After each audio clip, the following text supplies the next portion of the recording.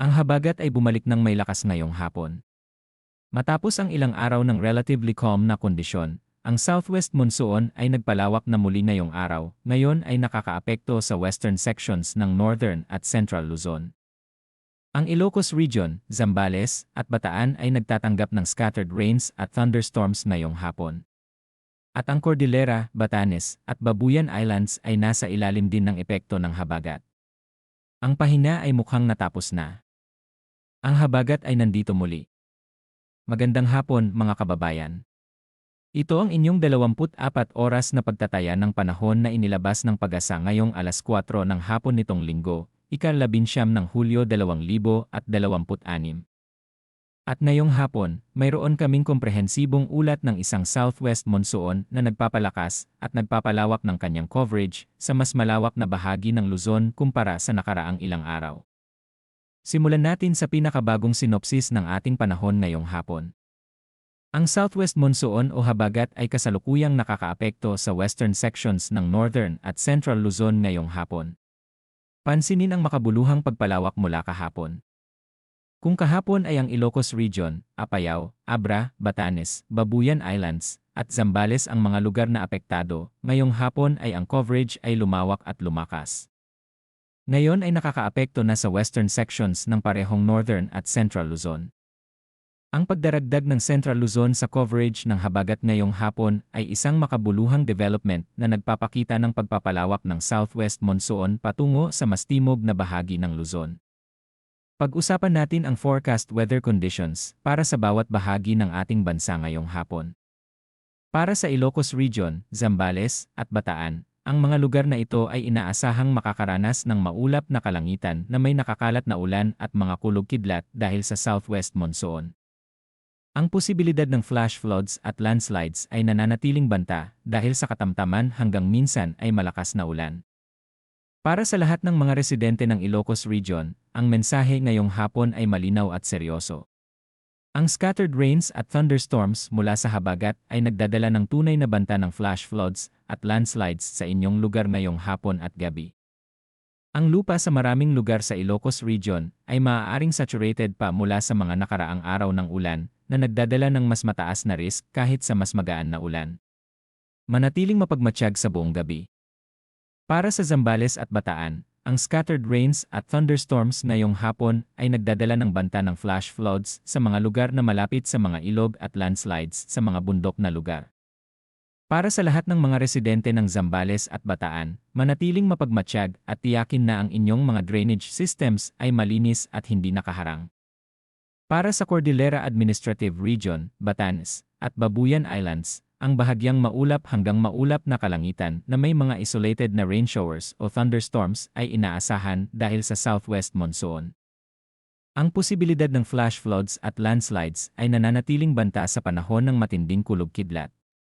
Para sa mga residente ng Cordillera Administrative Region, lalo na ang mga naninirahan sa mga bundok na lugar ng Benguet, Mountain Province, Ifugao, Kalinga, Apayao, at Abra.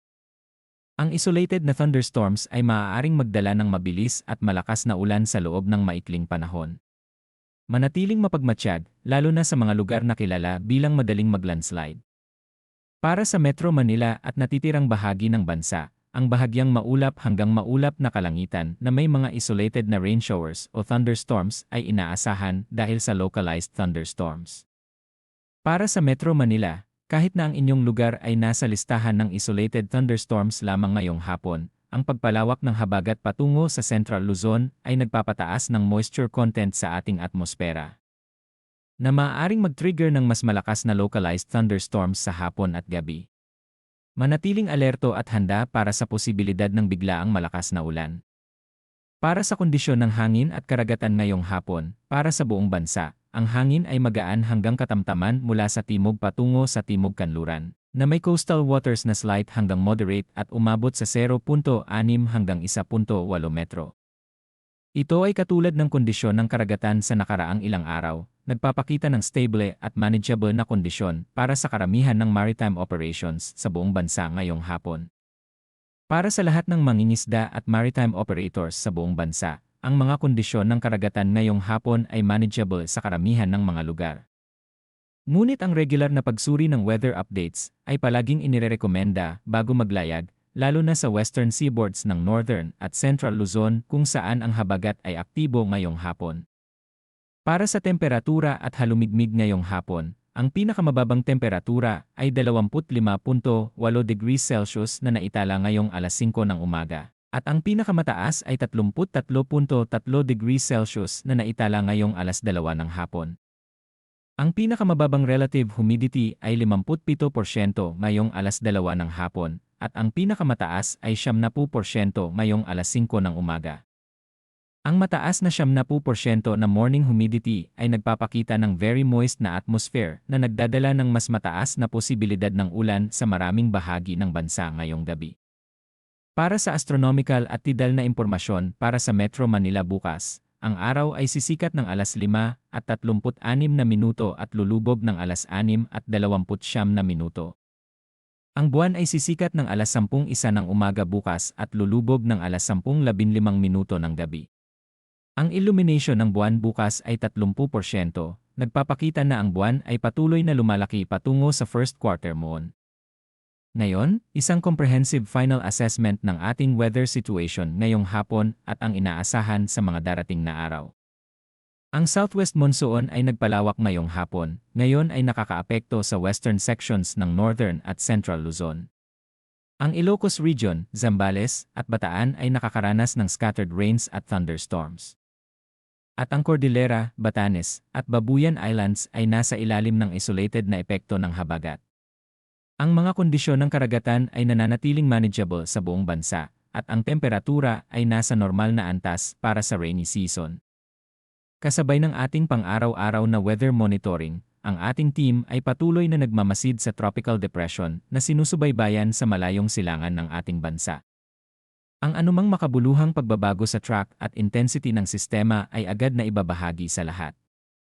Para sa lahat ng local government units at disaster risk reduction officials sa Ilocos Region, Zambales, Bataan, at Cordillera Administrative Region, ang mensahe ngayong hapon ay malinaw. Tiyakin na ang inyong early warning systems ay fully operational. Tiyakin na ang inyong mga evacuation centers ay standby at handa. At tiyakin na ang inyong mga komunidad ay may malinaw na impormasyon tungkol sa patuloy na epekto ng habagat ngayong hapon at gabi. Ang susunod na weather update ay ilalabas bukas ng alas 4 ng umaga. Manatiling ligtas, manatiling handa, at manatiling informed mga kababayan. Ang habagat ay bumalik ng may lakas ngayong hapon. Ang Ilocos Region, Zambales, at Bataan ay kailangang maging mapagmatsyag. At ang ating bansa ay kailangang maging handa. Ito ang inyong weather team, laging nandito para sa inyo, laging nag-aalaga, at laging handa. Magandang hapon at maingat sa lahat.